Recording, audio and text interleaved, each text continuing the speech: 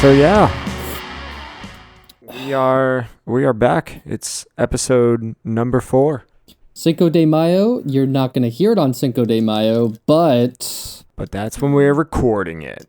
yeah. So let me get this get this guy. Oh yeah. I know you mentioned earlier you had pizza, but are you at least drinking like a Mexican beer, like maybe a Modelo or a Corona or? Nah, I'm drinking Sam 76. Dude. I like barely left my house today. I was not gonna go searching for an appropriate beer for the day. I decided to just roll with it. What do you mean inappropriate beer today? It's perfect for a day like today. No, an appropriate beer. Oh, I heard you wrong. An inappropriate beer for today. I guess Sam Adams is kind of an inappropriate beer for a Mexican holiday, but I mean, Boston's probably like the least Mexican city. It might be. There's still some decent South American joints in and around, especially around EC. Oh my God, they're everywhere. Yeah, but that's not Mexican. I feel like there's a couple of Mexican. It might be a lot more like Brazilian. Actually, what's my favorite Mexican joint in Boston or the Boston area is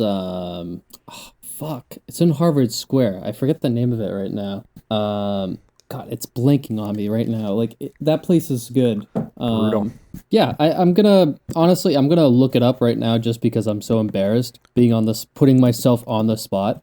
I feel, yeah, I mean, you made your bed, now you gotta lie in it. Felipe's, dude. Felipe's? Yeah, I recommend that spot. That's a good spot if you're looking for like a burrito right before like a Sinclair show or some shit, you know? Oh man, that might be the biggest Boston news right now. We are officially losing Great Scott. I mean, I don't know if it's official. It's official, but there's been some pushback online.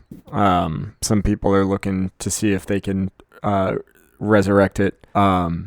Dude, greedy landlords suck. Dude, you're not wrong. Especially when it comes to like independent art spaces like that. Like, I mean, I know Boston's kind of a hub for those kind of things, but still, like, you can't just let those things die. Those are one of those things that need to be treasured. They need to be held on to, because without that, I mean, what are they going to do with that space? They're going to make it a Trader Joe's or something, because that's what Alston needs to complete its gentrification journey. Or does it already have a Trader Joe's? I don't know. I'm pretty sure there's probably at least 2 Trader Joe's. Christ. And if somebody from Alston wants to set the record straight, you can DM us on our social media. Yeah, hit us on Twitter and tell us we're wrong, because neither of us live in the city. Tell us we're a bunch of fucking assholes, because just let it happen. I mean, that's probably what we are. And it's also, I was going to say, it's also just accurate. Just, read us for filth. At Packy Run Pod, on Instagram and on Twitter. We're not on Facebook, because Facebook gives you no reach anymore. And I'm not looking to pay for posts. Also, fuck Mark Zuckerberg. That's, that might be the coldest take we've had on this podcast so far. And I'm sorry for swearing so much to begin this podcast, but... Yeah, they're just words. What are you consuming? It's your beverage of choice tonight. It's, I don't know. I mean, it's tequila with whatever in it. So tonight it's pineapple juice and some coconut milk. And like a seltzer. So it's rice.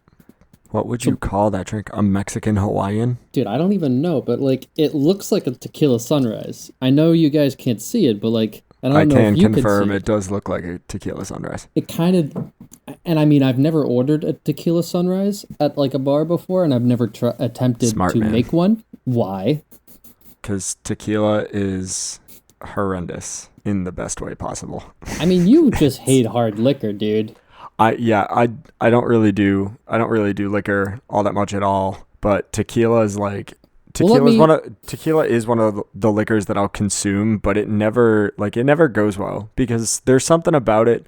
Like most other most other liquors and alcohols in general, when you start, when you're over the threshold, I guess, Mm-hmm. like when you start getting drunk on most things, like you're stumbling around, you're starting to lose steam, like you can kind of power through it, but it's a depressant. Tequila does not have that effect. You get all of the stumbling around and all of the like inebriation, but it gives you energy, dude. I don't know what it is about it, but it also at the same time like wakes you up and gives you way more energy, which is not a good combination when you start losing control of your bodily functions. I mean, yeah, but let me ask you this: if you had to pick one liquor, well, like actually, let me ask you two. If you had to pick one liquor of choice, somebody was like, "You have to drink this." What would you choose it to be? And like, have you ever had like a really nice, really well constructed like margarita, like a margarita? Oh, That absolutely. I can do mixed drinks all day long. You just yeah. gotta take it easy, obviously. Oh It's yeah, of harder to course. keep track. That's part of the reason why I don't really like liquor is that like if you're drinking beer or if you're drinking wine like out of a glass, it's real easy to keep track of like how much you've had, and that gives you a good idea, it gives you a good idea of where you're at and what your next move should be as far as additional drinks or whatever else. I hear that, and As I opposed to drinking people that drink like straight whiskey, or I know some people that drink tequila just straight, and it's like, oh man, like even if you're just shooting it, like after the first couple, there's no way you know how much alcohol you're putting in your body, and then like if I start thinking about that too much when I'm drunk, I'm just immediately getting the spins and I'm all done. well, for me, I like because this quarantine, I've been drinking a lot of whiskey, a lot of tequila, and where I am, I don't have a shot glass or a measuring device like a jigger. God help you, dude. Dude, so like I am pretty much going in blind, so I don't know how much I am truly consuming. Yeah, I will It's like say the best guesstimation, and sometimes it's like, ooh, that one's a little too strong there. true. I will say that what I'm saying usually applies if I'm like out, which is when I do 90% of my drinking, is if I'm not, at home. But now everybody's quarantined, and I will say all bets are off. If I genuinely enjoyed more liquor, that's probably what I would be drinking. But to be honest, I'm just not that big of a fan. Unless it's like I can definitely still do like rum and vodka based stuff, and I probably should because I actually think that the cost benefit of drinking like mixed drinks like that would be in my favor. But I don't know. There's just so many beers and there's so many craft beers and everything around that Yeah, like yeah, I yeah. just want to keep drinking that. I mean, And I'm a slim boy. I can afford the extra calories. It's fine. my thing is like if and I have like changed a little bit. Like if you like because some craft beers are just as much as like a bottle of really cheap whiskey, for example. That is true. Like and some of that craft beer, like the double IPA bullshit and like I mean like no offense to those guys, they're working hard, but like it's just fucking pretentious. Yeah, there's a lot of it. There's a lot of Yeah. that stuff that's just too much. But anyways, tequila, coconut milk, and some pineapple juice.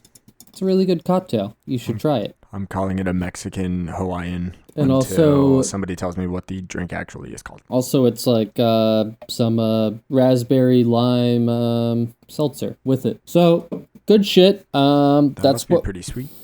I mean. It is, but actually, it is kind of sweet. Oh well, fuck it. Like it's who cares.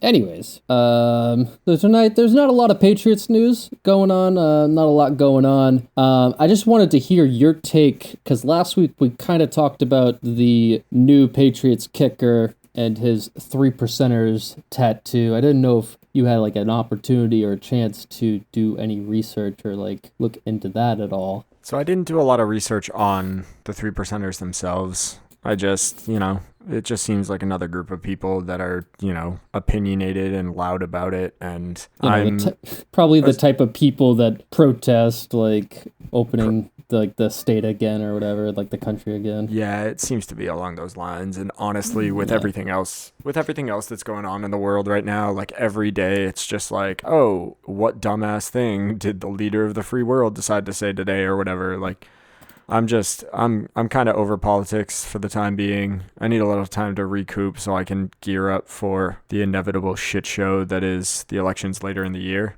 Yeah, rapist versus rapist. Yeah, it's. I mean, here's a hot take. That's hot take that I. Well, here's another hot take, and this is going to profoundly upset my not my liberal friends, but my diehard Democrat friends. Because I'm not a diehard Democrat. I can't wait to hear this. Yeah. Because like the last time we really went into politics, you were like super Democrat. So I vote Democrat on a frequent basis because I'm not sure they walk the walk, but they absolutely talk the talk a hell of a lot better than the Republicans do. And the way that this country is set up, third party just isn't an option. You're just third party is handing votes to, or handing electoral college votes at least, to whoever the preferred nominee is. So I'm not a Democrat. I like progressive politics. I like policies and ideas that are going to benefit the most people. I don't mind paying more in taxes for things like that don't necessarily directly benefit me. I think that's just kind of the price you pay for being a decent person and a decent citizen. That is what it is. But my hot take that is going to brutally upset a lot of my my registered Democrats out there. If you were big mad on Twitter and on other social media and with your friends and out in public and everything, if you were big mad about Brett Kavanaugh, right? And you were losing your mind about Brett Kavanaugh and the allegations against him, you have to be mad about Joe Biden, period. Or else you're just, maybe you yourself are not a hypocrite, but that is a hypocritical thing to be freaking out and to be, what was her name? Blasey Ford. Yeah. The woman who was accuser. Yeah. Who was the accuser in that situation. People were big mad and they were all on her side, and they were, there was a lot of posturing that I saw on social media and stuff like that, and people were big mad about it. And I'll admit I was pretty mad about, that guy getting a lifetime seat on the Supreme Court. But if you were big mad about that, then you have to be big mad about Joe Biden, and you can't. There's an inconsistency there that just shows that you're posturing online and that you don't actually care about these things. That's the conclusion that I've come to. And there's a lot of that going around. You can't pick and choose. You can't pick and choose when it comes to those things. If you're going to be big mad about it, be big mad about it, but you gotta back that up. I absolutely agree with you. I don't think it's like at the end of the day, like both people have done bad things and they both deserve to not have success and not like, well, you know what I mean? I think if it was, there's the issue that I come up to is that if you're going to have... It's a double standard, for sure. It's a double standard, and the thing is that, like, as much as I'm not a fan of Brett Kavanaugh, I'm not defending him, but, like, the people that were really mad about that, the people that were, that just absolutely despised him, a lot of those same people, or those same type of people at least, are willing to just sit back and give Joe Biden the benefit of the doubt because he's not Donald Trump. It's like, well, wait a minute, you can't claim some sort of moral superiority over everybody else and claim to be siding with victims all the time and then just be like, oh, well, Joe Biden, he's our only hope against Donald Trump now. No, it's he's not. That's not how any of this works. And that's the thing. We just don't.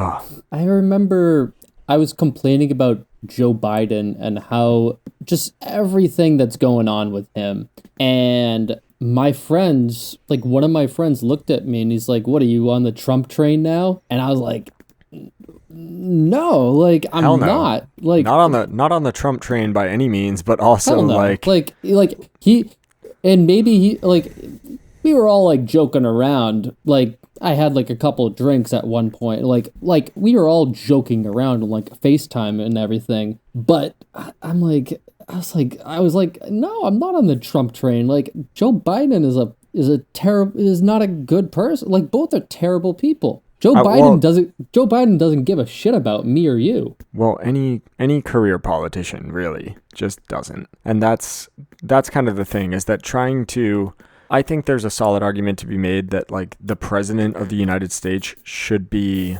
a fairly morally sound person, you know? Like the claimed leader of the free world should be a reasonably decent person. But anybody who's in the realm of politics, anybody who sits back at the end of the day, right? Yeah.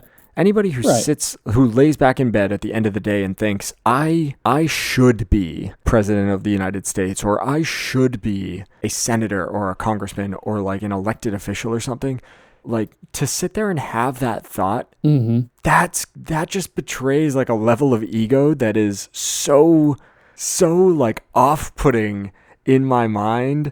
And that's why I don't get like the fandoms for elected officials. Like, they're elected officials, they're supposed to be public servants. Like, Well, like that's why, like, as much as I agree with some of Bernie Sanders' politics and some of his policies that he wants to do, I absolutely hate Bernie supporters and Bernie bros. I think they are very annoying people. yeah, that's the And like especially on like social media and everything. I'm just like, God, can you just like, I get it. He's great. Like, shut the fuck up. in that particular case. Like, that is absolutely, I think that Bernie Sanders is probably the most inspirational, aspirational political candidate that we're probably gonna ever see in our lifetimes. Like, that is as close to like a quote unquote pure politician as I think we're going to get, regardless of whether or not you like his actual specific policies and stuff. From everything that we've seen and everything that, you know, the people around him have said, he seems to be talking the talk and walking the walk. But again, you have to be highly suspect of literally anybody who sits back and goes, I think I should be president of the United States, because that is a level of ego that is so insane to me. I'll give Bernie Sanders this, and one of the things I respect about him is at least he's been consistent in everything that he has believed in throughout the years. Like, which is a double-edged sword, I will say. Oh yeah, of course, because there are definitely Republicans who have thought the same way their entire career. Well, and not only that, but I also think that, and this kind of ties back a little bit into the discussion of Biden and, oh God, what's his name? Brett Kavanaugh. Yeah. Like, I think that not enough people realize that there needs to be room for people to grow and improve and change, and like that's fair. That's especially important. in the realm of politics. You know, there's, I think on the one hand, like, yeah, it's a valid criticism to throw at somebody to be like, well, this presidential candidate voted in favor of the Iraq War. But on the flip side of things, like back in 2001, 2002, like, it's not a big stretch of the imagination to imagine these politicians sitting back and going, yeah, we had a major attack on American soil, we should probably retaliate. Like, that's, again, not, I am by no means a fan of the Iraq War, like, don't get me wrong, but please attack us on social media. Please take all the things we said out of context. Come at me. Anybody in the sound of my voice, please cancel me on Twitter. I dare you. Please take everything we say out of context. My mother tells me on a frequent basis that I should have been a politician. Debate me. Let's go. But Let's here's come for me on Twitter, you weirdos. here's my, and maybe this is a hot take, but maybe it's not. I think any, and I don't think we expected to talk about this much in politics today. Just let's run for it. There ain't much going on in the age of the coronavirus, so That is true, but we're just here to bullshit on any given week. this might be a hot take, it might not be, but I think it's crazy for any young person who was a Bernie supporter back in 2015 and 2016 to vote for the Democratic Party after they fucking screwed Bernie for the Democratic nomination. I think it's crazy for any young person who is a Bernie supporter, Bernie bro back in that day, to willingly vote Democrat. Well, here's my thing. I don't think it's crazy for them to do that. I don't think it's insane for them to do that. I think that by doing it, it betrays their moralistic approach to things, right? Their whole well, Bernie or bust, because I'm only going to vote for a morally pure candidate or whatever.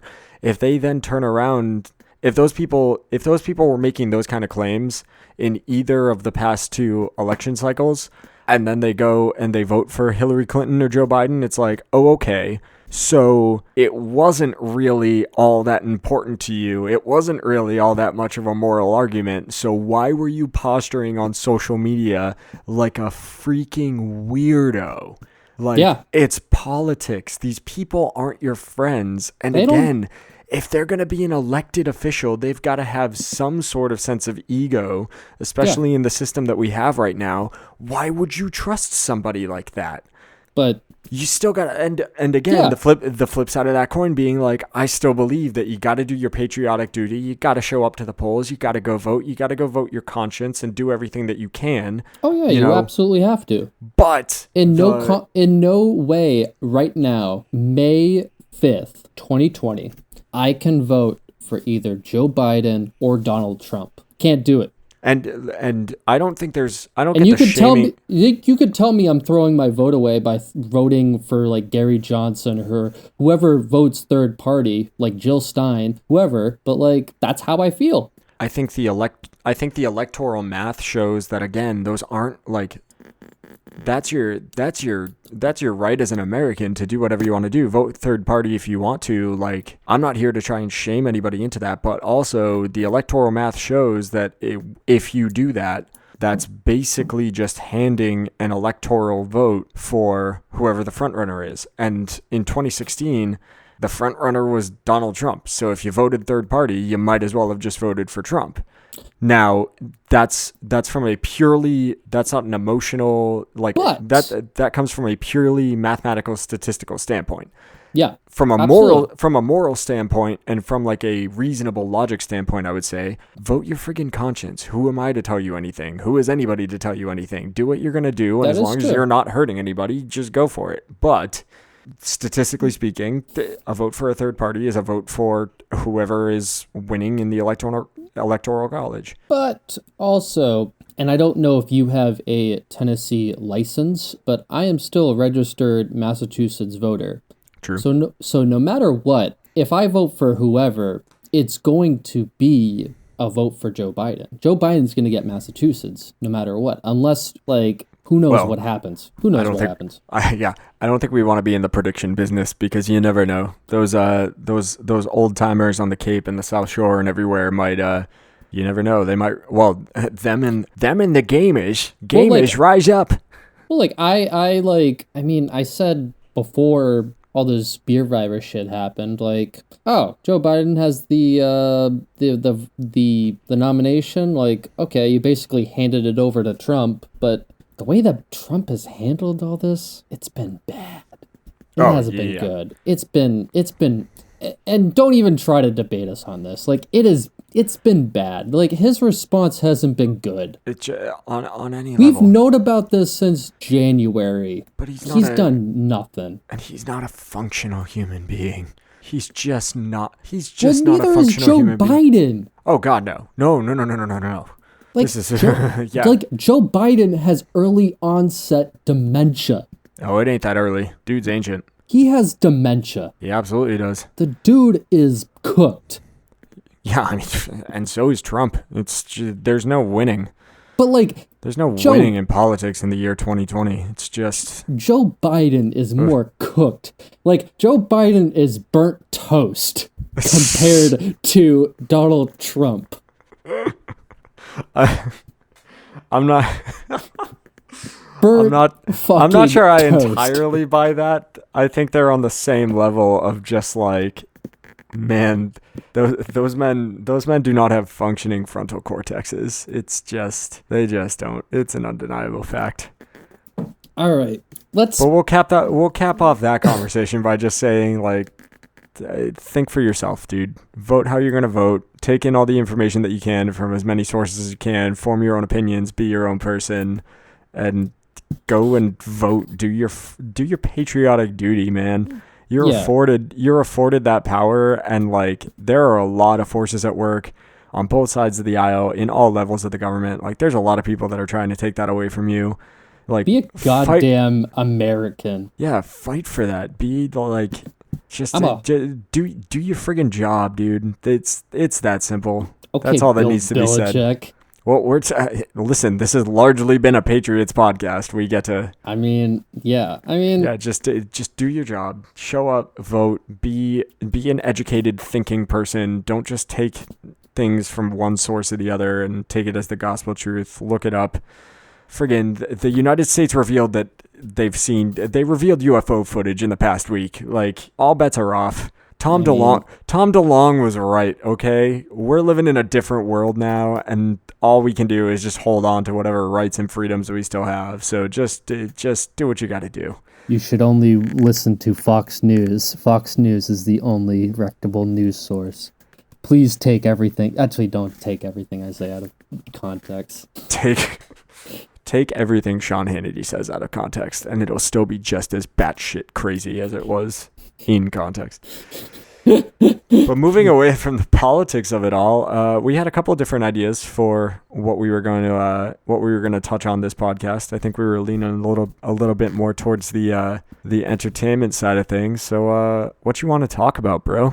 Well, like I mentioned this meme that I saw, or like so there's a meme or like a thing going on. It's usually like in the sports community on like social media, and I'll send it to you right now, where you build a team for $15. You sent this to me. Yeah, I sent this to you a little bit ago. I don't see it in the messages anymore. But I just resent it. And this is from, I saw this on patriots.news.365, that Instagram account. I think it was floating around for a couple of days. I don't know if they came up with this, but I think it's pretty interesting. So it's $5, $4, $3, and a $2 and a $1 section. And I think we can post this on the Instagram and on the Twitter so that people can kind of look at it and follow along, and we don't have to read out an entire grid worth of players. Yeah. To give some context, so let's start off position by position. So for quarterback, and we'll build our teams together, perhaps, if that's something you want to do. We can do that. All right. So for $5, it's Tom Brady. $4, it's Drew Bledsoe. $3 is Jimmy Garoppolo. $2 is Doug Flutie. And then $1 is Brian Hoyer. You would be absolutely ridiculous not to pick Tom Brady here. I don't see how you cannot pick Tom Brady in this. Nice to meet you, Arthur Myers. My name is ridiculous. What? Whoa. When you first sent this to me. You disagree with me. Well, listen, it's build a lineup for $15 out of all of these options. I'm not blowing a third of my money on my quarterback. I'm going to take this from a very Belichick perspective. Oh, Bill Belichick. Okay. I'm going to be smart with the money because I don't want to run up against that cap like we have. What, are you going to have leftover money? I might have leftover money. Dude, I'm spending it all. All right. Whatever, man. All right, then who would you pick out of Brady, Bledsoe, Jimmy, Flutie, or Hoyer? Well, here's the thing. When you first sent it to me, I was kind of thinking along the lines that you were. I was thinking, man, should probably just vote for Brady. Should probably spend the $5 and make Tom Brady my quarterback. But I got a little bit of a soft spot for Drew Bledsoe. I think if he hadn't had like a career-ending basically hit, we could have had similar results under him for a couple more years. Ooh, I don't know about that. But that's not who I'm picking, though. Thank you, Mo Williams. I'm spending $3, and I'm taking Jimmy G. Jimmy Jesus. And here's why. Okay. It's $3, so I got more money to spend on running back, wide receiver, tight end, and offensive lineman. But he's also more mobile and he's younger. So I feel like it's a wiser move to spend the $3, have him as my quarterback, and give him time to grow than it is to take the GOAT for the most money. Well, like, let's assume everyone is in their prime, though. I mean, Jimmy G is in his prime right now. And I will say, Jimmy G's in his prime. We've only really had one full season to see him playing in his prime.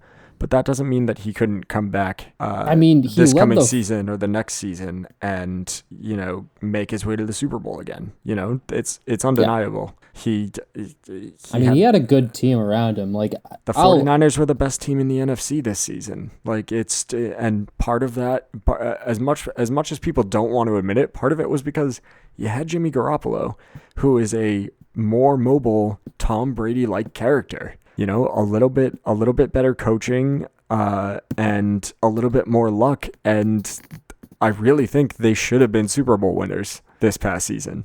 Like, he's a great quarterback, and at $3 compared to Brady's $5, I'm taking Jimmy G. Okay, that's fair. I can respect it, but I disagree. I think you got to take Brady here. I mean, it's tempting. It's real tempting, but I don't know. I think for my money, the $3 for Jimmy G is a smarter move. So all right, let's do running back here. And for running back, it's Curtis Martin, 90s legend, Kevin Falk, Corey Dillon, Jason White? James White, I believe. James White. I'm sorry, I have a little bit too much. And LeGarrette Blount. I'm curious to see, where do you go with this one? Now, again, if we're talking about players in their prime, okay, LeGarrette Blount is a fucking steal at $1. Yeah, that's if we're playing this game as if all of the players on this grid are in their prime. Yeah, I'm taking LeGarrette Blount for $1. That's just, that running game's insane. You're good. That's a no-brainer for me. I mean, I think he's a great option there. I think he's a steal. He is so tempting to take at $1, but I think I have to take Corey Dillon here. The mid-level money there is tempting. Yes.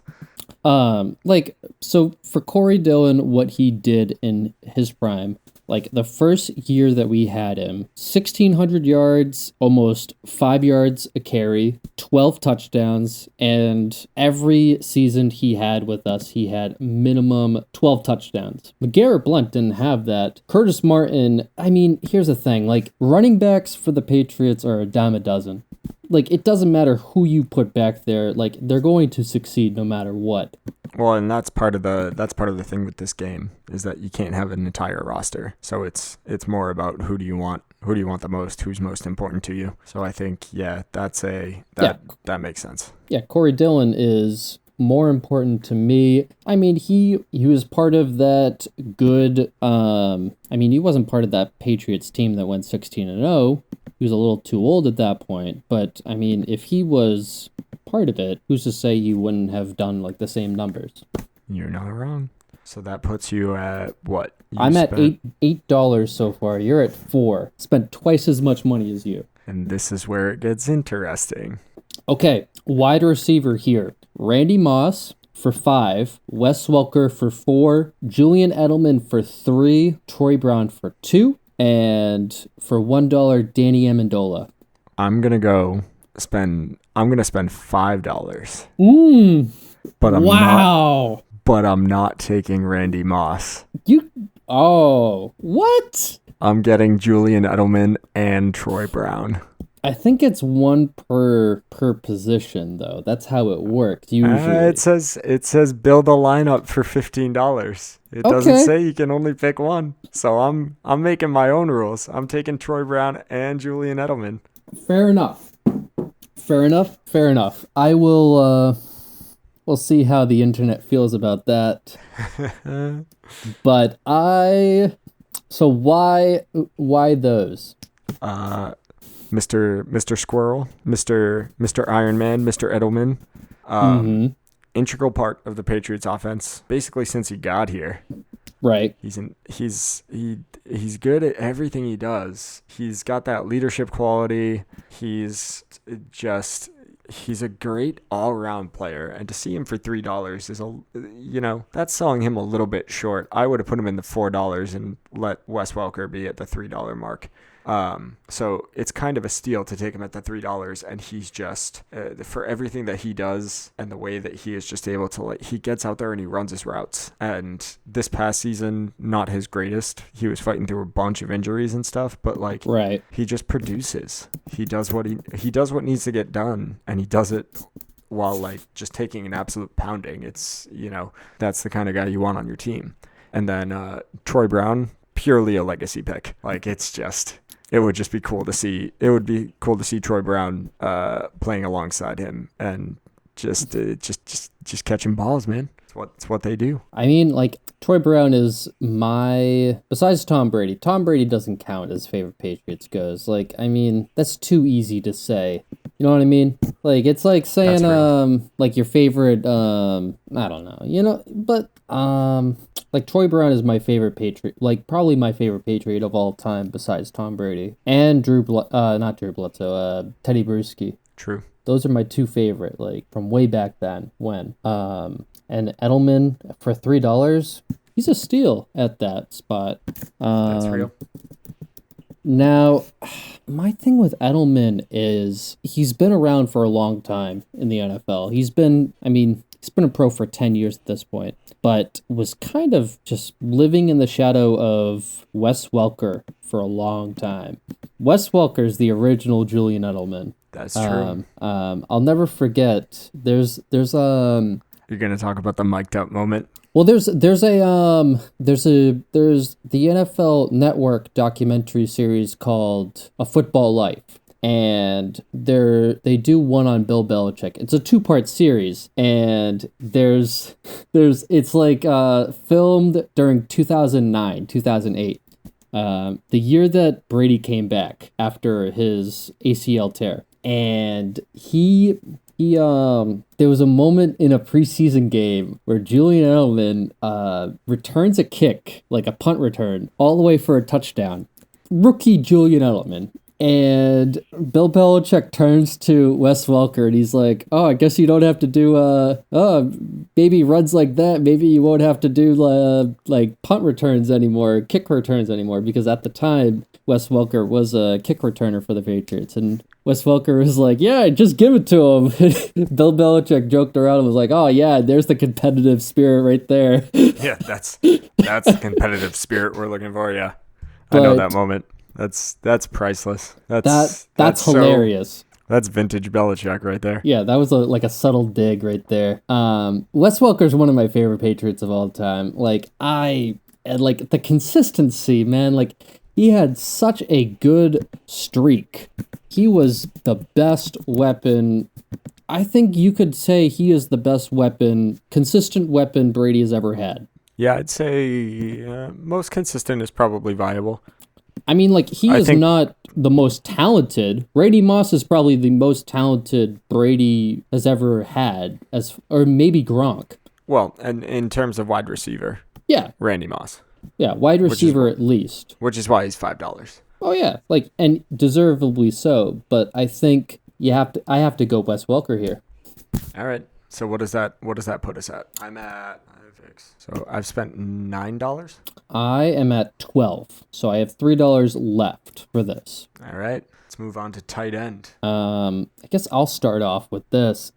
This is controversial, and I mean, you can't condone what this person has done, what this man has done in his life. But Aaron Hernandez, man, like, it's a shame what path he chose and what he did with his life. But I think, he was really talented. He was a talented football player. Which makes it all the more sad that he decided to go the way that he did. Yeah, of course. But again, removing this from the bigger conversations. Yeah, Aaron Hernandez for $1, kind of a steal.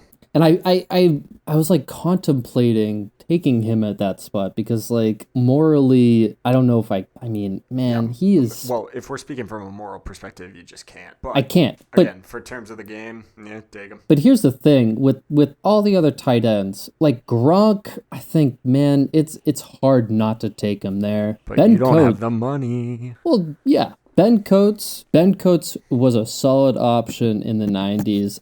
Unfortunately, never saw him play. Actually, we never even mentioned who was in this section to begin with. So for $5, it is Rob Gronkowski.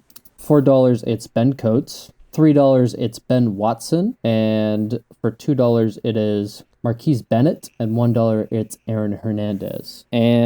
But also, Ben Coates was a good option for the Patriots. Didn't play that long, though.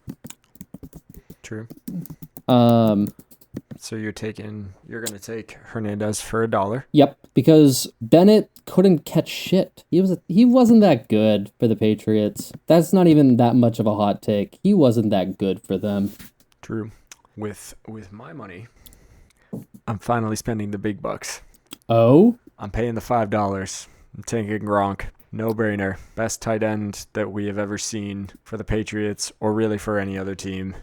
An absolute animal. That's on fair. And off the field. It's got to be Rob Gronkowski. Taking him and running with him. There's everything that could be said about Rob Gronkowski has been said. That's who I'm taking. Which puts me at 10, 11. So I'm at $14. So I got $1 left for an offensive lineman. So I'm going to take Bruce Armstrong at this position.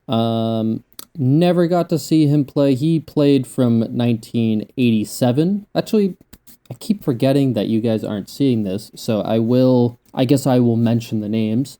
There is John Hanna, Hall of Famer. That is the $5 pick. $4 pick is Logan Mankins. $3 is Matt Light. $2 is Bruce Armstrong, and then Nate Solder for $1.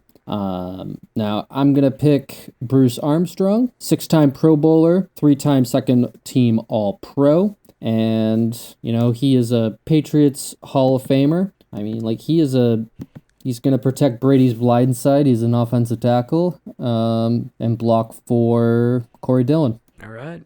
And with my $1 left, I'm going to take Nate Solder. And I'm not mad about it because he might have the easiest name recognition of the 5 options there. I mean, he is the most recent Patriot out of all of them. That's true. Like, I remember when they drafted Logan Mankins. It was like after they won the Super Bowl against the Eagles. I remember that. I was like, oh. It was like the first NFL draft I ever watched. Yeah, so Nate Solder, pretty easy pick. 1, because I didn't have any money left over. And 2, because, I like the guy. Yeah, you also picked 2 wide receivers. I did pick 2 wide receivers. Yeah, you greedy bitch. Hey. Gotta do what I gotta do. Yeah, I was Edelman and Troy Brown. Brady what? If they were, well, again, assuming that everybody here is playing in their prime, you couldn't ask for a lot more. No, you couldn't. Like, everyone's a good solid pick. I mean, Kevin Falk is a better version of James White. I will say that. They're basically like the same player in that. Corey Dillon couldn't catch at all. He was more of either a Curtis Martin or a LeGarrette Blount. But, I mean, hey, So those are our picks. My picks are Tom Brady, Corey Dillon, Wes Welker, Aaron Hernandez, and Bruce Armstrong. My picks are Jimmy Garoppolo, LeGarrette Blount, Julian Edelman, Troy Brown, Rob Gronkowski, and Nate Solder. And hit us up on social media if you disagree, and also play along with us at home. Again, and let us know about your picks. Yeah, we'll post the photo up on the Instagram and the Twitter if you guys are interested in seeing it and doing it for yourselves. All right. You want to talk about entertainment? Let's talk a little bit about entertainment. I know you wanted to bring some stuff up. Yeah, I wanted to go a little bit high fidelity here and talk about do some lists. We're already it is list season, my dude. Yeah, I didn't participate much in Listmas this past year. I took a little bit of a hiatus I've taken a lot of bit of a hiatus about writing about music, which I used to do on a frequent basis. So I didn't feel super inclined after this past year to put together, top albums of the year or whatever. But I had some ideas of just like top 3 lists that we could do, and we can kind of finish up the podcast on this note for this week. We can keep the sports going with top 3 Boston sports players. We can do top 3 albums or top 3 movies, kind of playing off the TV show discussion that we had, whatever it was, last week or 2 weeks ago. I'll let you decide. I'm fine with anything, dude. Like whatever you feel. Let's save the albums and the movies so that we can actually spend some time, and maybe we'll pick something that we can kind of do a deep dive on for next week. But let's keep the sports talk going for a little bit. Let's do top 3 Boston sports players. Ooh, like in our lifetime or like ever? Oh, all time. Top 3 all time Boston sports players. Any of the Boston teams. Like that I've seen or play personally, or like. Oh no! Because that would ruin my number 1. So we got to do all time, any era. It's got to be one of the existing teams. You can't be. I don't know that you would, but it can't be like Boston Braves or something. It's got to be. It's got to be teams that still exist. So Red Sox, Patriots, Bruins, Celtics. Okay, so the 4 major. Yeah. Top 3 players. You want me to reveal my number 1 right off the bat first? I mean, if you want to just go ahead with it, dude, whip it out. Oh, I'm gonna go with the man, the myth, the legend, who has a statue outside of the Boston Garden as we speak. Bobby Orr? Bobby freaking Orr, number 4, revolutionary player, and that's not even a hot take. That man revolutionized not only the defensive position in hockey, but like the game of hockey in general. Well, dude, he was the first defenseman that really scored the puck. Before that, like no defenseman really decided to like shoot the puck or like score goals and shit like that. Defensemen weren't going over the blue line. Yeah, they weren't. He was so ridiculously fast and just so adept on the ice that he could go and make offensive plays. He could go and score goals and still make it back in front of his goalie in time to do his job as a defenseman. So that's your number 1. That's shocked. My number 1, number 4, Bobby Orr, because he's just like there are not a lot of players in any sport anywhere, but there's definitely not a lot of players in Boston sports, I would say, that are revolutionary, that actually change the face of the game that they are playing. And that's fair to say. So to have somebody like that in the Boston sports like lexicon, actually, I'm sorry to change mid thing or like mid segment here, but what if we did Mount Rushmore of Boston sports instead? So 4 guys? Yeah, 4 guys instead of the top 3. We can do 4 guys. I'm sorry for changing it. No, that's fine. Gives us a little bit of wiggle room. Yeah, 4 Mount Rushmore of Boston sports. My I guess George Washington. I mean, hey, whatever you want to call it. Yeah, I guess my George Washington would be Bobby Orr, because it's not every day, it's not even every decade that you get a player that literally changes the game. And that's what you got out of Bobby Orr. And there's a reason why he's got a statue of the Mother's Day 1970, the year they won the cup. Yeah, I think so. The famous picture of him flying after winning that goal, getting that goal in overtime, is it's immortalized outside of the Garden. And I think that is for good reason. It's one of the most famous like videos in not just hockey, but like in sports in general. Yeah, well, you can't talk about, you especially can't talk about the old Boston Garden without talking about that goal and that man. No, you can't. He is, he's legendary. And I'm not sure I'll reveal it here on the podcast. I never actually revealed it on Instagram. The other day I was watching some old documentaries on the old Boston Garden and just Boston sports history and whatever. And on Instagram, I posted a black background with the hashtag 13909. And I got a couple of messages from people asking what 13909 was.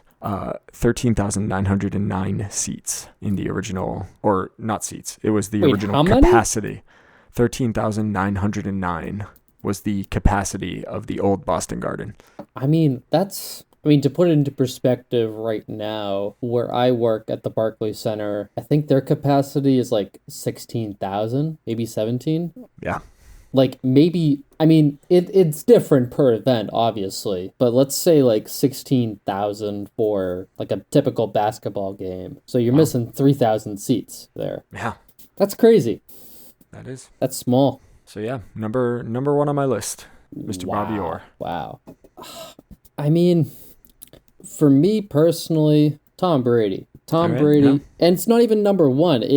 I'm not putting mine in order. I'm just like saying mine through whatever. That's fair. You can't talk about New England sports, Boston sports without Tom Brady. Yeah, and I think everyone can agree with that. No one can like disagree, have a hot take or anything like that. It's a pretty reasonable take to have. Well, even with him gone, like that's really not tarnishing his legacy. It doesn't take away anything that he did while he was a member of that team. Like he is, Tom Brady exemplified Boston sports for the majority of our lifetimes. It's been, Tom Brady's been top dog, and he is also on my list. He is number 3. Because I'm doing mine in order. I'm not. So we'll get to that. But Tom Brady, worthy pick. And I will tell you this, because right now the way that the NFL schedule is looking, not this year but next year, Tom Brady and the Patriots are going to be playing each other. And if the Buccaneers just so happen to come to New England, I would be so disappointed if Patriots fans boo him. I would be so disappointed. I would be so mad by that. Yeah, I can't picture it happening. I can't picture it happening either. And if people are that bitter and booing him, shame on them. I would agree. But who knows if that even happens at this point? Like, we don't know what's going to happen at any point with anything. True. But go ahead with your number 2. Number 2 on my list, David Ortiz. Ooh, Member of the 2004 curse-breaking World Series champion Boston Red Sox. If that was the only criteria, then there were a lot of people that could fit into that slot. But the thing that makes him he's gotten us top 3. figure, not only has he gotten us 3, but the thing that makes him top, like number 2, I think Bobby Orr, just being the revolutionary figure that he was, earns him the number 1 spot. The thing that puts David Ortiz at a solid, very close number 2 in the wake of the Boston bombings, the marathon bombings. When he took that mic and just completely off the cuff, it's like, this is our fucking city. That is such a, like, it's an emotionally resonant moment, even for non like real sports fans in the city of Boston, to have somebody who is already an icon like that just, in a public forum, he didn't pull any punches. He just went and he said, "This is our effing city." Yeah, he was like, that was like, one, it was a ballsy move to do on live TV and in front of that entire stadium of people. But 2, like, it was just true. It was resonant. It was good, and like that is like, he exemplifies what it's like to be a leader in a Boston sports team, and just like, he's an icon. He's that's number 2 on the list for sure. He is one person I am surprised the Red Sox never made a captain. Oh, I could absolutely see that. But like he wasn't a captain though. I know, but that's a good point. I wonder why he never was. Like I think before him for like captain, it was Jason Varitek, and then he was our last captain that we ever had. But Varitek gets honorable mention. The thing is, he was never like a great. I mean, he had a couple moments here and there. He was a good player. Like, not disrespecting the man in any sort of way. Like, I loved him. Like, he won 2 World Series with us. Not a Hall of Famer by any means. Yeah, but he falls into the same kind of category as Devin McCourty. He's not a Hall of Famer. He's not he's not even the greatest at his position, but as the captain. Yeah. He absolutely. brought there was a gravitas, there was an energy there that he provided that was necessary regardless of, sheer athletic ability. So I will say that Varitek gets an honorable mention, but he's not on my list. Of course. So yeah, my number 2, David Ortiz. Big Papi. Big Papi is on my list. I think he had so many big moments. Like, you can't even think of all of them. I mean, people will try to disrespect him by saying, "Oh, he was only a DH. Like, he never actually played the field. He never actually fielded anything." But like, he was playing in the American League, son. He didn't need to. Yeah, but like, here's the thing. He did what he needed to do. He did when he needed to do it. Well, like, the whole point of a designated hitter is to fucking rake, to fucking hit. Hit those dangers. And what does he do? He hit. That's what he did. And that was the whole point. And he tattooed more than his fair share of balls. Yeah, he was. And, like, he was clutch. Now, did he maybe juice? Who knows? Like, I mean, there was something about him testing positive. Who knows if he's going to be a Hall of Famer? Who knows anything? But, like, you know what? 2013, I'll never forget, like, the Boston bombings and him being, this is our fucking city, and seeing that on live TV, that wasn't bleeped out. Are you kidding me? So, somebody fucked up that 7-second delay. Or they just let it ride. I just remember seeing that. I hope somebody was in the censorship office. I hope someone was in the censorship office and was like, you know what? It's the city of Boston. They deserve this one. They were just like, fuck it, dude. Fucking let them have it. Fucking dude. So yeah, David Ortiz is my number 2, and you're not doing yours in order, but David Ortiz is up there for you too. Oh yeah, absolutely. So you have Brady and Ortiz. I have Orr and Ortiz. My number 3 on my list is Mr. Tom Brady, for all the reasons that we said earlier. Just, he's an icon in Boston sports. He is even more so than we've seen every major Boston sports team now win a championship in our lifetimes. Yeah. But most of those belong to Tom Brady and the New England Patriots. And we would not be title town the way that we are without Mr. Tom Brady under center. It's Michael Jordan-esque. Actually, it basically is Michael Jordan. I mean, like, yeah, he is. I mean, that's why people call him the greatest of all time. He is.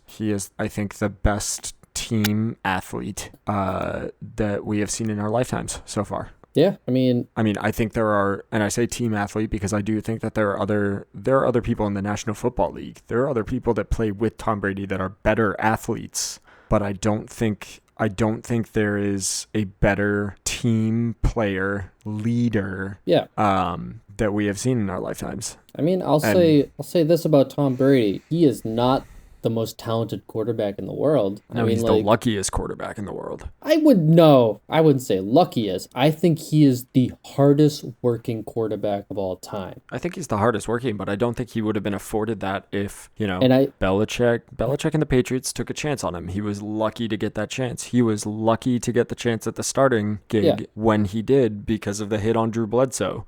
He has lucked out. He's created a little bit of his own luck by taking, he has worked hard himself. Yeah. Not to discount any of the actual hard work that he's put in and, the leadership capability that he obviously has, but he's also lucked out and created a little bit of his own luck by taking pay cuts and by, really helping the organization while he was here. But I mean, he is the luckiest he's the luckiest quarterback of all time, but he is the greatest team athlete of all time because of who he is. Absolutely. And the decisions that he made and, a little bit of the luck that he managed to have, he has earned the right to be the greatest, team sports player of all time. And he makes it onto the Mount Rushmore of Boston sports because he did everything that he did in the city. Absolutely. So that's my number 3 pick. Shoot, man, I gotta go Larry Bird here. Yeah, I finally finished the last part of the Celtics Lakers rivalry, the 30 for 30 on ESPN. Mm-hmm. Yeah, there's a solid argument, and he probably should be my number 4, but he isn't. But yeah, Larry Bird. I mean, do you have a Celtics player in your top 4? I do not. Wow, what? Yep. How? Okay, I just want to try to unpack this real quick.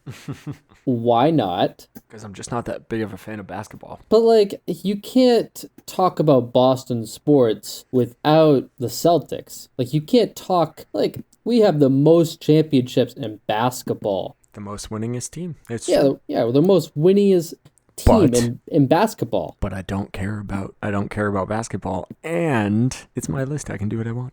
I mean, that's fair. But Larry Bird, absolutely worthy.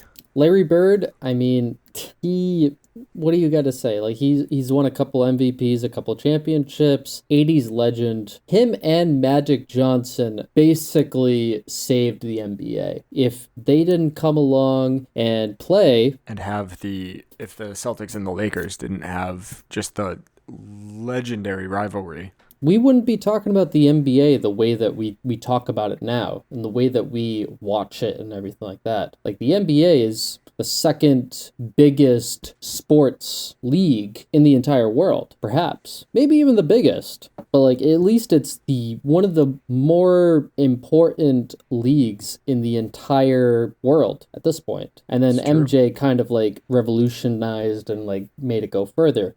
But Larry Bird was a catalyst for that. Led us to so many good moments in Boston sports in the 80s. 3-time NBA champ, 2-time Finals MVP, and 3-time Most Valuable Player. 3 years in a row. Yeah. I mean, that's something to be said. You're right. No, absolutely worthy of being up on that Mount Rushmore. So who's that? That's your number 3? That is my number 3. Or your third pick, because you're not doing it in order. Yeah, I'm not doing it in order. So my number 3 was Tom Brady. My number 4 is a purely selfish pick. It better not be Julian Edelman. If it's Julian Edelman, I'm canceling your fucking whole list. It's not Jules. If it was Jules, I would immediately hang up and abruptly end this podcast. I'm not sure you're going to be that much of a fan of my pick anyway. I mean, I'm probably not. It better not be Nomar either. You hit the nail on the head there, my guy. God fucking damn it.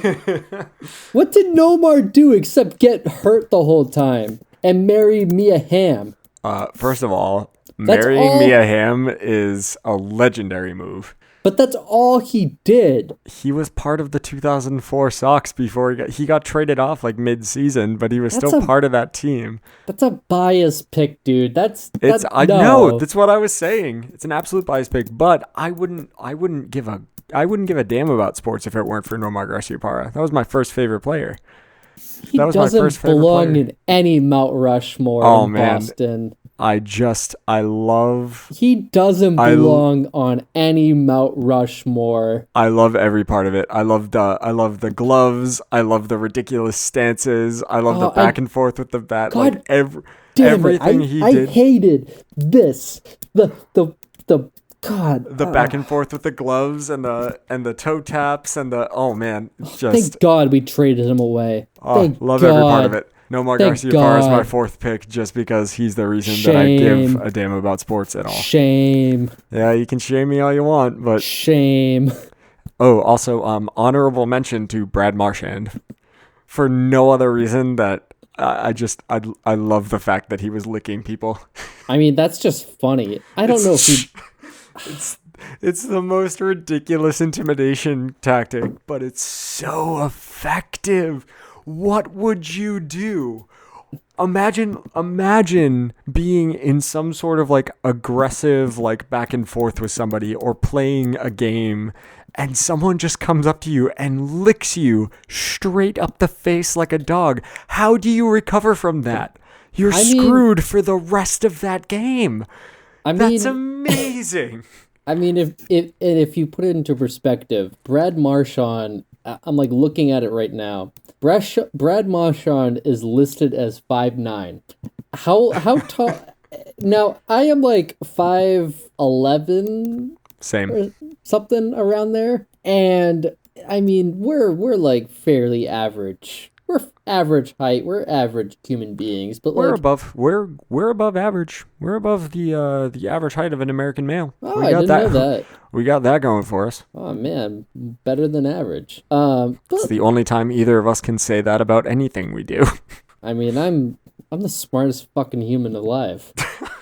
Smarter than Stephen Hawking's. Whoa. Anyways, You know what? You know what? I'll agree with that.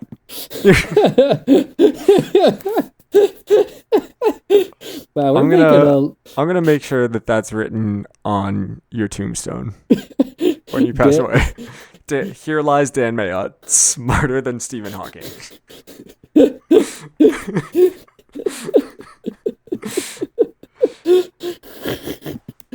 fuck. But all right, I think the only way you could put Brad or No more. the only way that you could put Nomar on the list is if we were living in a world where he never got hurt, and it was because there was a time back in early 2000 and like the late 90s, who's better, Nomar or Derek Jeter? Like that was a serious debate going on. Yeah. Like it was like, who is better between these two young shortstops, Derek Jeter or Nomar? Garcia And Parra. there are some people who said that Nomar was better. Derek Jeter had the longevity with him. If Nomar had the longevity that Derek Jeter had, I think there's a solid argument he can make the Mount Rushmore. But Well, here's the thing. he's your Mount Rush. It's your Mount Rushmore. It is so it is my Mount Rushmore, and here's the one legitimate argument, the one like non-selfish argument that I will make in favor of Nomar being on that mountain. okay, Name sports players come and go all the time. Right? absolutely. It's it's a business. People get traded. People go off. People have things that go on. How many other players have been traded away from the Boston Red Sox over the course of however many years? How many of them make their way back into Fenway Park wearing another team's colors and get the kind of standing ovation greeting that Nomar got when he came back? That is a big moment, and I think it says a lot about what he contributed to that team with the time that he had there. All right, you lose me with that, because if he did like a Johnny Damon or Kevin Youkilis and go to the Yankees, Oh, well, yeah, that's a completely different story. If you're going to Yeah, the Yankees, yeah. then especially if you're going to the Yankees directly from the Red Sox, get out. You're done. yeah, no one likes that. Like, I think like if you're just like not. But if I you're- believe that wasn't the Johnny Damon trade. Johnny Damon wasn't traded. He was signed by the Yankees. It was like free agency. That's what I was gonna say. He got not traded. He made the conscious decision to go to New York. Yeah, it was like, yeah, I'm gonna go to. I remember when that happened. I was so upset. And he cut the hair. Not only did he go from the Red Sox to the Evil Empire, he also cut off his mane of hair and shaved his beard while he did it. He sold his soul. Bastard child. I was mad. I was upset. Because we're veering off at this point. Like, True. You gotta wrap it up. my fourth pick. You can go a number of different ways. I think I think I want to keep it one per team, just to Okay. be fair. But there are some other people that are more deserving. And that makes no sense the way that I say that. But I'm gonna say Bobby Orr for this, just because I want one for each team. Yeah, all right. So we're three out of four. Like whatever, We're on the everything same AJ page. said, but I think Bill Russell deserves to be on that Mount Rushmore as well. If there was Yeah. a fifth spot, Bill Russell, you have to put him there. As far as like a personal pick goes, I'd pick Manny Ramirez. All right. Manram, I think he was my favorite player before David Ortiz. Yeah, you like a little bit of madness, a little bit of Manny being Manny. I mean, I am a man of madness. Yeah. Like you've known me for how many years, and You're a man of madness. My best friend is the Joker, I think is what I'm hearing right now. Oh no. what's that? I forget. I forget the Dark Knight or whatever. Like, Yeah. why so serious? There you go. Oh, That's there what it we were is. waiting There for. it is. I just remember like all the like the Why Walmart, so serious? like the edgy kids, like Getting wearing them like from Walmart, getting the Walmart t-shirts. yeah, dude. I remember Oh getting yeah. the Walmart T-shirts. Dude, this is a long one tonight. We're on a long one. We're off on one today. Yeah. Let's wrap it up with some recommendations that we may have. I'm gonna You wanna let you take over first. Okay. It's not a TV, it's not a movie. It's funny enough, it's a Twitter account. All right. It is this is a Twitter or a Twitter. A tweeter. This is a person who tweets. A tweeter. So a Twitter account called right now it's at Real Tough Scene, but he goes by Barry McCockner, and he is the biggest sports troller on the internet. Okay.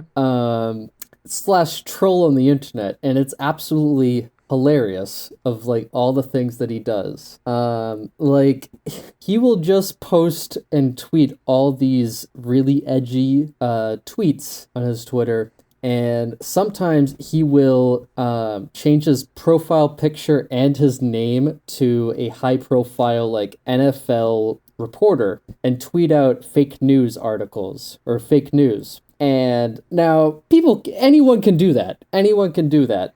True. Any reasonable person on the internet can do that. But somehow he has this magical ability to get blue check marks and actual reputable news sources to retweet him, quote tweet him, or to actually write news stories on their websites. Okay. And it is just, I've been reading his Twitter for a while. I've been reading his Twitter like all this weekend, and it's hilarious. Perfect. It is a good source of entertainment. So it is Real Tough Scene, at Real Tough Scene on Twitter. Barry is his name, Barry McCochran. I mean, he's just a troll. Like you can't take anything he says seriously. Like he tears into like Tom Brady, for example. He's like, "Oh my God, look at this pass by Tom Brady. I literally just jizzed myself," and it's literally like a 2-yard pass, like dump off pass that he did. He's like, "Wow, incredible! Like I can't believe that's a high skilled throw that nobody else can make except for him." Perfect. It's just good. It's a good meme. So that's what I would suggest to if you have like an hour or so, just go through his Twitter. Fair enough. My recommendation for the week is I was telling you about it before we started recording. It's a new Netflix special. It's a 3-parter. It's 2 stand-up comedians, Tom Middleditch and Ben Schwartz. Tom Middleditch is from Silicon Valley. He was in like Verizon commercials, I think, or something. Oh yeah, that guy. Pretty well known, little nerdy dude, very funny. And Ben Schwartz, probably best known as John Ralphio on Parks and Rec. Mm-hmm. And basically it's a 3-part stand-up special. Each part is about an hour long, and it's long form improv. So they start each episode by asking an audience member something that they're excited about happening, or like what's something that they're worried about. One of the audience members, I think it's the third one. One of the audience members says law school finals. So they start asking some questions about, what's going on at law school. Do you have any friends? Are there any characters kind of going, helping you out? Like, is there anything interesting about any of them or whatever? And then based on what the audience member says, they go and they put together their own improv show based on those different parts and the way that they weave them in. And it's almost like a competition between the two of them, where they each have an idea of where the story should go. And every single bit of dialogue, literally from the beginning when they start asking questions to people all the way through the end when they, say, thank you, this was our show. Every part of it is improvised. None of it is premeditated. And the way that they're able to just keep it going without ever stopping. There's a couple of times where you can kind of see them, you can kind of see the competition between the two of them. And every once in a while, they'll like make a comment about like, oh my God, this is going off the rails or something. But for the most part, it is seamless, and they start transitioning between characters, and I was doubled over at a couple of points. Just it's so funny. It's very much worth the watch. So that one's up on Netflix right now. Definitely worth checking out. So yeah, I think we've bullshitted long enough for this week. Yeah, I think we've put it together. So you can reach us at PackyRunPod on Instagram and Twitter. And hit us up, call us out on our bullshit. True. Recommend us to your friends. Post links to anchor.fm/Packy-pod. Or it's Packy-run actually. Yeah, and listen to us on Spotify. We're on Spotify, we're on Overcast, we're on everything except for Apple Podcasts because it continues to be a pain. But once it's up, give us 5 stars. Recommend us to your friends. I think Overcast has like a share feature where you can get us up onto, the new and the trending things, which helps us grow our audience, and eventually maybe we can make money or get sponsorships or something. Oh, I didn't think of anybody to sponsor us for this episode. Damn. Barack Obama. This podcast is brought to you by former President Barack Obama. He does not actually sponsor us, but I want him to sponsor us. So we can't lie like that to the people. We can. It's all a joke. It's all for the lulz. It's all for the memes. It's all for the memes. We're a couple of memesters.